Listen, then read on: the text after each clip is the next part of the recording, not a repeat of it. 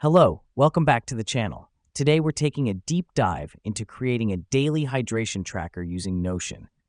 Now, hydration is key to our health, and this tool will help you keep track of that. First up, let's create a new page in our Notion workspace.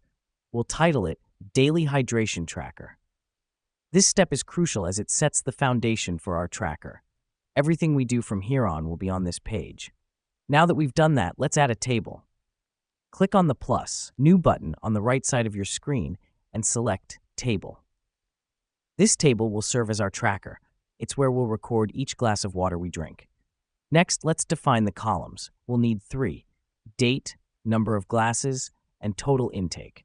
We're doing this because it's important to track not only how many glasses of water we drink, but also the total amount. Remember, the recommended daily water intake is about 2 liters. Now, we want to make sure we're updating this tracker every day. Here's how we'll do it. Every day, we'll add a new row in our table. We'll enter the date in the date column, count the number of glasses we drink throughout the day, and enter that in the number of glasses column. At the end of the day, we'll calculate our total intake and put that in the total intake column. This helps us because it lets us see at a glance how we're doing with our hydration goals. Lastly, let's add a formula.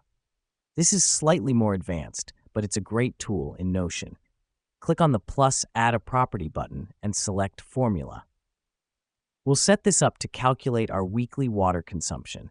The reason we do this is so that we can look back at the end of each week and assess our hydration. And there you have it. You've just set up your own daily hydration tracker in Notion. Keep it updated every day, and you'll soon see the benefits of staying well hydrated. Remember, consistency is key. Stay tuned for more Notion tips and tricks.